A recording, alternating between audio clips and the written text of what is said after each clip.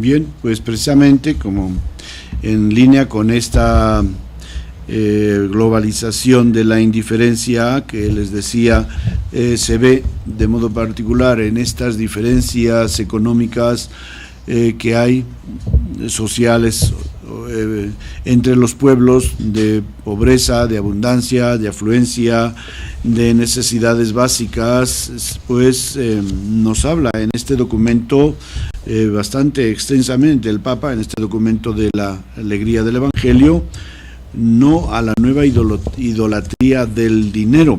Dice, una de las causas de esta situación de la globalización de la indiferencia, de la que nos habla en el número anterior, se encuentra en la relación que hemos establecido con el dinero, ya que aceptamos pacíficamente su predominio sobre nosotros y nuestras sociedades. La crisis financiera que atravesamos nos hace olvidar que en su origen hay una profunda crisis antropológica, la negación de la primacía del ser humano. Hemos creado nuevos ídolos. La adoración del antiguo becerro de oro ha encontrado una versión nueva y despiadada en el fetichismo del dinero y en la dictadura de la economía sin un rostro y sin un objetivo verdaderamente humano. La crisis mundial que afecta a las finanzas y a la economía pone de manifiesto sus desequilibrios y sobre todo la grave carencia de su orientación antropológica, que reduce al ser humano a una sola de sus necesidades, el consumo. Bien, pues muchos precisamente por allá en Europa han visto cómo precisamente esto ha dado origen a lamentos por situaciones muy dolorosas, como ha sido pues las hipotecas de las viviendas, que ha llegado un momento en que se ha echado de su casa a gente inclusive pues que no tenían dónde cobijarse, a gente ya enferma o gente anciana, y la ley es la ley en sí no tiene corazón, ¿no? Y cuando esa ley está motivada por razones económicas, pues vemos cómo se han cometido atropellos muy graves contra los cuales se ha levantado la ciudadanía, afortunadamente. Bueno, pues, en ese sentido seguimos con el mensaje del Papa. Dice, la indiferencia hacia el prójimo y hacia Dios es una tentación real también para los cristianos. Por eso necesitamos oír en cada Cuaresma el grito de los profetas que levantan su voz y nos despiertan.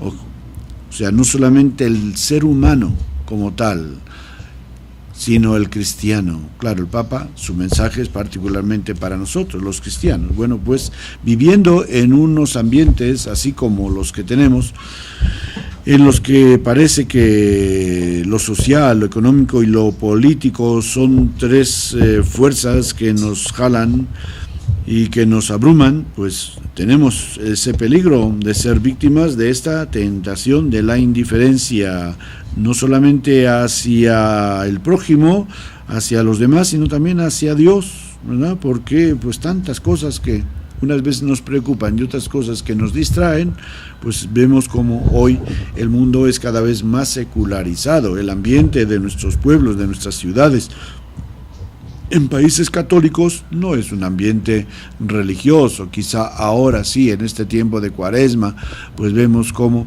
en muchos lugares pues se dan las procesiones de Semana Santa y crean un ambiente, pero más bien para muchos es algo folclórico, ¿verdad? Y eso pues pasa durante una semana o dos y luego ya volvemos a lo mismo, a un ambiente secularizado donde lo que nos importa pues son los intereses del mundo, divertirnos o pasarlo bien o satisfacer nuestras necesidades y nuestros apuros económicos, y pues ahí Dios se queda en su cielo. Por eso la Iglesia dice, dentro de este ambiente de que la Cuaresma nos es como un grito que levanta la voz y que nos quiere despertar, dice, la Iglesia es como la mano también, que tiene abierta esta puerta mediante la proclamación de la palabra, la celebración de los sacramentos, el testimonio de la fe que actúa por la caridad. Acuérdense que hemos dicho cómo a través de los misterios de Jesús se abría la puerta de la misericordia, del amor, de la historia entre Dios y el hombre. Bueno, pues ahora la iglesia es como la mano que tiene abierta esta puerta, ¿verdad? Háganse cuenta que esta puerta tiene un jalador que automáticamente la cierra. Bueno, pues la iglesia es la mano que sostiene esta puerta para que no se cierre. ¿Y cómo lo hace la iglesia? No solamente en este tiempo de Cuaresma, sino siempre, primeramente a través de la proclamación de la palabra. Segundo, la celebración de los sacramentos. Y tercero, el testimonio de la fe que actúa por la caridad. Y en esto pues todos tenemos que darnos cuenta de cómo necesitamos sumarnos a esta proclamación de la palabra. La iglesia nos necesita. El Papa en este documento de la alegría del Evangelio pues desarrolla esta causa y este desafío fundamental de la evangelización. Nuestros pueblos, nuestros países, nuestras parroquias, comunidades eclesiales necesitan ser evangelizadas vivamente, enfrentarse, escuchar el Evangelio así, vivo, sin explicaciones que lo aminoren o que lo quieran presentar de una manera más suave o menos radical. La evangelización es para todos y de ahí depende el futuro de la iglesia y el futuro de la causa cristiana.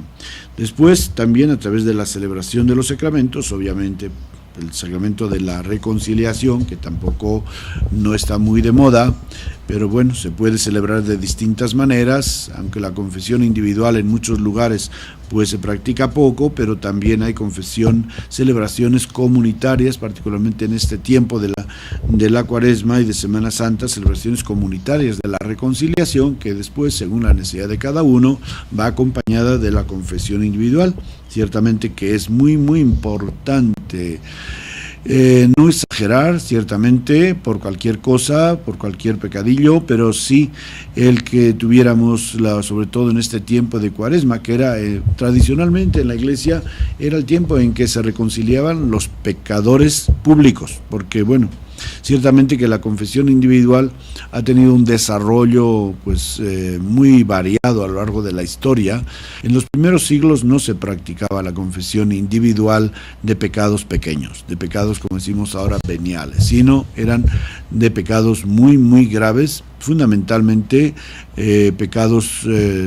tres pecados, como eran la apostasía o renegar de la propia fe cristiana, era el homicidio y también el adulterio. Y estos pecados pues exigían el acusarse ante la autoridad de la comunidad, fuera el presbítero, fuera el obispo, y iban seguidos de una penitencia pública, ¿verdad?, que se cumplía durante un tiempo, pues podía ser muy largo, según el juicio del presbítero, del obispo, o según cómo lo había hecho. Ya ven que hay causas pues agravantes y hay otras causas que son excusantes o que aminoran la culpabilidad de una persona. Bueno, pues según eso, de todas maneras, a todos se los mandaba un tiempo de penitencia, de oración, fuera de la comunidad, excomulgados prácticamente, y después ya esto se hacía durante el tiempo de Cuaresma, era el tiempo normal. Si esta persona durante el tiempo de Cuaresma no había dado señales de conversión, pues entonces se podría extender más tiempo, quizá hasta el año siguiente.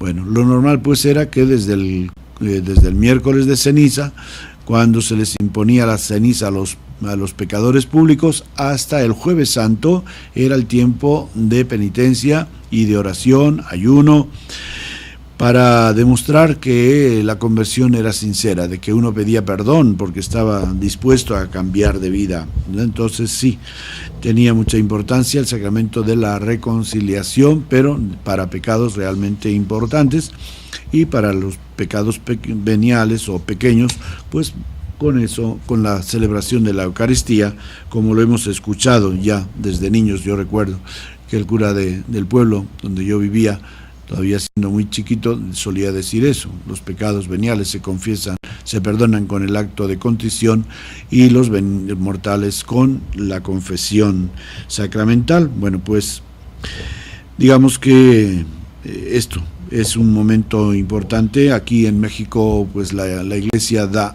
particulares facultades a los sacerdotes para perdonar ciertos pecados que entran dentro más o menos de estos 3 pecados, como es el aborto, de estos pecados del homicidio. Y hay que aprovechar pues esta oportunidad. No es cuestión de ir al psicólogo para que nos cure de un malestar, de un remordimiento que tenemos cuando no nos hemos reconciliado. Tanto se trate de una ofensa que hemos hecho a una persona muy querida como a Dios, antes de querer ir al psicólogo porque no puedo dormir bien, porque estoy muy nervioso, etcétera. Aprovechemos los medios espirituales de tener la paz interior en nuestro corazón. ¿Para qué? Desde ahí es cuando veamos y juzguemos si necesitamos una ayuda mayor. Bien, y luego está el testimonio de la fe, testimonio de nosotros los que nos decimos creyentes, cristianos, católicos, pero un testimonio que se manifiesta en la caridad, no en decir yo tengo mucha fe. No, a ver, demuéstramela, dice Santiago, demuéstramela con obras, eso, así. Por eso dice San Pablo, en carta a los Gálatas, que lo importante es la fe que actúa por la caridad, ¿verdad? Por eso no había tanta oposición como en la historia se ha querido poner entre San Pablo y Santiago. San Pablo poniendo el énfasis en la fe y Santiago en las obras de la vida. Cada uno ponía el énfasis en una cosa, pero los dos venían a decir prácticamente lo mismo, como la historia pues lo ha demostrado al firmar hace unos años un documento entre los hermanos de la Iglesia Reformada y la Iglesia Católica sobre la justificación. Bien, pues les recuerdo cómo a través de este tiempo de Cuaresma particularmente, la Iglesia está sosteniendo la puerta del amor y de la misericordia de Dios para todos los que quieran, primeramente proclamando la buena nueva del Evangelio, llamándonos a la conversión al amor de Dios, luego ofreciéndonos los sacramentos según la necesidad de cada uno, y luego también a través de las obras de caridad, que son una de las formas importantes de vivir la Cuaresma. Y concluyo con esta frase del Papa que dice: el pueblo de Dios, por tanto, tiene necesidad de renovación para no ser indiferente y para no cerrarse en sí mismo. Esto es lo que la Cuaresma cristiana católica nos encomienda, pues, luchar contra esta indiferencia, renovándonos en nuestra conciencia de que somos embajadores de Dios, embajadores de la reconciliación, embajadores de la buena nueva. Los ministros a través de la administración generosa de los sacramentos, la proclamación de la palabra, y los laicos pues a través de un testimonio verdaderamente cristiano, y en lo que esté de su parte también lo puedan hacer proclamando la buena nueva del Evangelio, siendo evangelizadores en su vida, en su familia, de palabra, sobre todo también en este sentido de palabra, más allá también del testimonio. Una pausa y volvemos.